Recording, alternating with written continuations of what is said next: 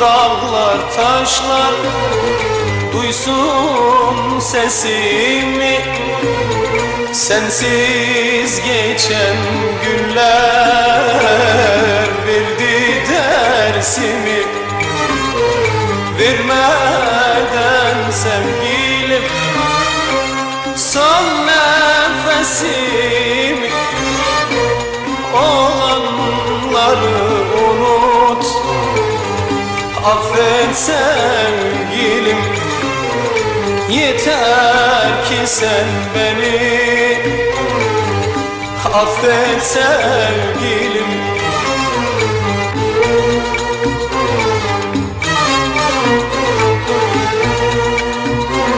Gözler yol gösterir, gönül hükmeder. İnsanoğludur bu, hep hata eder. Tanrı kullarına zaten affeder. Allah yeter ki sen beni affet sevgilim. Olanları unut, affet sevgilim.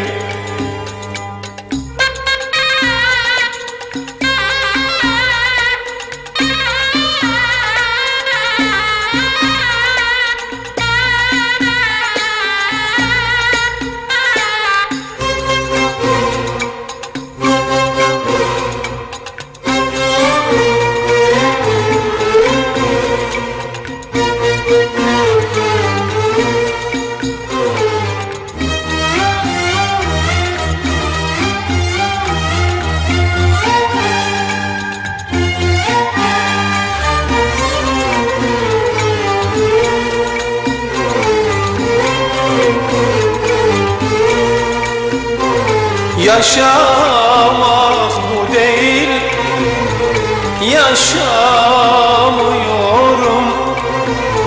Sensiz yaşamaktan zevk almıyorum.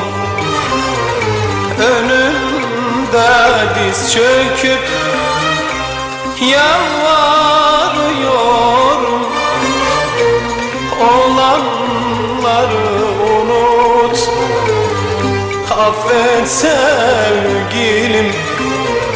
Olanları unut, affet sevgilim.